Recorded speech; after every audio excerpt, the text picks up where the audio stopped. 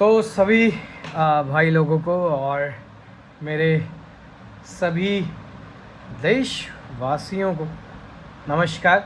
मैं आप सभी का अपना उज्ज्वल वर्मा यूवी एक और बार हार्दिक स्वागत करता हूं आप सभी का।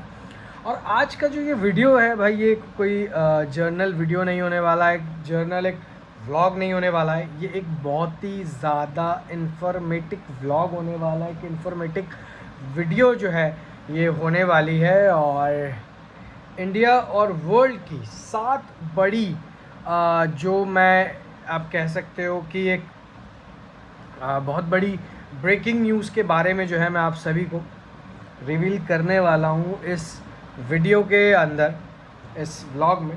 तो भाई अंत तक बने रहिएगा। इसमें बात होने वाली है हमारी एलपीजी क्राइसिस से रिलेटेड, इलेक्ट्रिक व्हीकल से रिलेटेड, इंटरनेशनल पॉलिटिक्स से रिलेटेड, और एक हिस्टोरिक मोमेंट जो है वो सामने आया है नेपाल का।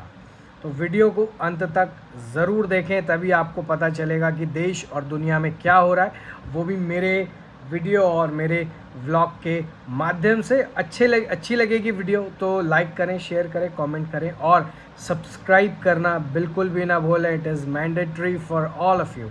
तो बिना किसी देरी के साथ हम लोग जो है करते हैं शुरू। आशा करता हूँ आप सभी लोग बेहद अच्छे होंगे और अच्छे ही रहने चाहिए हो, क्योंकि इतनी ज़्यादा देश विदेश में टेंशन्स चल रही हैं related to war and all. तो खैर वो हम लोगों को इफ़ेक्ट नहीं करना चाहिए। हम सभी ये मिलजुल कर प्रे करते हैं कि इंडिया में इस तरीके से कुछ भी ना हो कभी भी। तो चलिए बिना किसी देरी के साथ अब करते हैं शुरू। तो सबसे पहला जो अपडेट जो है वो रहने वाला है, वो मैं आपको बताने जा रहा हूँ एलपीजी टैंकर्स से रिलेटेड। भाई उसका अपडेट मैं आपको बताने जा रहा हूँ, क्योंकि भाई बहुत ज़्यादा इंडिया में बहुत ज़्यादा क्राइसिस जो है एलपीजी जो हमारे सिलेंडर्स होते हैं उनमें देखने को मिले थे। तो सबसे पहले देखो मैं बात करने वाला हूँ एलपीजी की। तो सबसे पहले मैं बता दूँ, इंडिया में एलपीजी का जो कैरियर है, यानी कि वो जो एलपीजी जिसमें आ रही है वो आ रही है नंदा देवी। सेफली हॉर्मस क्रॉस जो है वो कर चुकी है नंदा देवी से, और जो है आकर वो गुजरात के वदिनार पोर्ट पे जो है पहुंच चुका है, जिसमें लगभग 45,000 प्लस मैट्रिक टन एलपीजी जो है आई है। इसका मतलब क्या है? इसका मतलब भाई ये है कि सप्लाई चेन जो है वो स्टेबल हो रही है, साथ ही साथ जो शॉर्टेज है वो भी कहीं ना कहीं कंट्रोल में आ रही है, और साथ ही साथ गवर्नमेंट जो है वो एक्टिवली सप्लाई कर रही है, मैनेज। ठीक है, सिंपल अगर भाषा में मैं आपको जनरेट करके बताऊं तो भाई वो ये है कि गैस सिलेंडर की टेंशन अब धीरे धीरे ख़त्म होने वाली है, क्योंकि एलपीजी जो है लगातार हमारे देश में बनी हुई है और बरकरार है और आई जा रही है। दूसरा जो है मैं आपको बताने जा रहा हूँ, इसी से रिलेटेड एक बहुत बड़ी खबर कि गवर्नमेंट यानी कि जो हमारा बॉम्बे हाई कोर्ट है, उसने गवर्नमेंट को एश्योरेंस दिया है कि एलपीजी क्राइसिस हैंडल किया जाए। जो बॉम्बे हाई कोर्ट है उसने गवर्नमेंट को कहा है कि भाई क्राइसिस को कैसे भी करके हैंडल करो, ताकि पैनिक ना हो सिचुएशंस।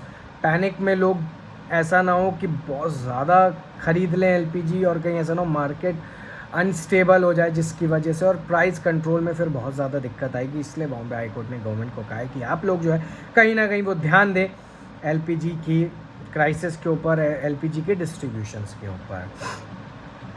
तीसरी चीज़ जो मैं बताने जा रहा हूँ अपने इस व्लॉग के माध्यम से, वीडियो के माध्यम से, वो मैं बताने जा रहा हूँ भाई होंडा ईवी, यानी कि होंडा की जो इलेक्ट्रिक व्हीकल गाड़ी है उसका एक बिग कह लो या बिगेस्ट इन्वेस्टमेंट कह लो, one of the biggest investment कह लो। वो क्या होने वाला भाई, देखो होंडा जो है, होंडा ने अनाउंस कर दिया है ₹1,200 करोड़ का, यानी कि 1200 करोड़ रुपए का इन्वेस्टमेंट जो है वो इन्वेस्ट करने जा रही है होंडा कंपनी राजस्थान में।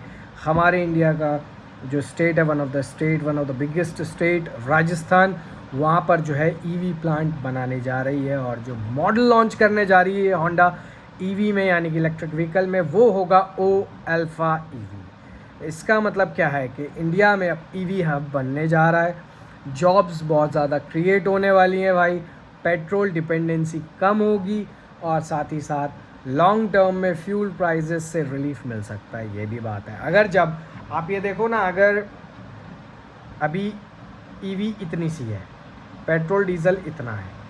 तो जब ईवी इतनी होगी और पेट्रोल डीजल की गाड़ियाँ इतनी होंगी तो ऑब्वियस ही बात है फिर उसका जो पेट्रोल और डीजल का जो कंजम्पशन है वो कम होगा, जिसकी वजह से जब उनकी डिमांड कम होगी ऑब्वियस ही बात है उनका रेट जो है वो नीचे आ जाएगा। तो ये भी है, यानी कि फ्यूल प्राइसेस में जो है कहीं ना कहीं हमको रिलीफ देखने को भाई ज़रूर मिलने वाला है। अब जो है हम बात करने वाले हैं इंडिया की, वो भी ग्लोबल पॉलिटिक्स से रिलेटेड मैं आपको बताने जा रहा हूँ। सबसे पहले मैं बात बताऊँगा आपको इंटरनेशनल लेवल की एक बहुत बड़ी खबर है। वो क्या है कि फिनलैंड ने इंडिया को पोटेंशियल मीडिएटर माना है और साथ ही साथ ईरान और इजराइल के बीच में टेंशन को सॉल्व करने के लिए। इसका मतलब क्या है कि इंडिया जो है वो एक ग्लोबल पावर बढ़ रही है, इंडिया अपने में ग्लोबल इकोनॉमी जो है वो बन रही है, डिप्लोमेसी स्ट्रांग हो रही है इंडिया की, साथ ही साथ इंडिया की जो न्यूट्रल इमेज है वो जो है इंडिया अपनी मेंटेन करके चल रहा है। साथ ही साथ मैं बता दूं इसका मतलब अगर हम छोटे से टर्म में बोलें, छोटे से क्रक्स में बोलें, सो दैट इज़ ये एक बड़ा जियोपॉलिटिकल सिग्नल है और होने वाला है। अब जो है मैं आपको नेपाल से, जो मैंने सबसे पहले वीडियो में बताया था कि नेपाल में हिस्टोरिक मोमेंट क्या है, सबसे बड़ा हिस्टोरिक मोमेंट क्या है नेपाल में, वो ये है कि जो भूमिका श्रेष्ठा जो है, जिनका नाम है भूमिका श्रेष्ठा, वो बनी है नेपाल की सबसे पहली ट्रांसजेंडर फीमेल एमपी, यानी कि इंक्लूसिविटी बढ़ी है, LGBTQ+ राइट्स को रिकग्नाइजेशन मिल रहा है, साथ ही साथ साउथ एशिया में सोशल चेंज दिख रहे हैं। इसका मतलब ये है कि ये एक पावरफुल सोशल माइलस्टोन सेट हुआ है, सिर्फ एक नेपाल के लिए नहीं, पूरे वर्ल्ड वाइड के लिए। फिर जो है बात करेंगे मेरे वन ऑफ द क्लोजेस्ट, और आप कह सकते हो मेरे और पूरे भारत देश के वन ऑफ द सबसे चाहने वाले MP कौन है, नन अदर दैन आम आदमी पार्टी के राज्यसभा सांसद और मेरे बड़े भाई राघव चड्ढा। उनके बारे में क्या ही बात करें, वो तो इतने आम आदमी के इतने मुद्दे रखते हैं पार्लियामेंट में।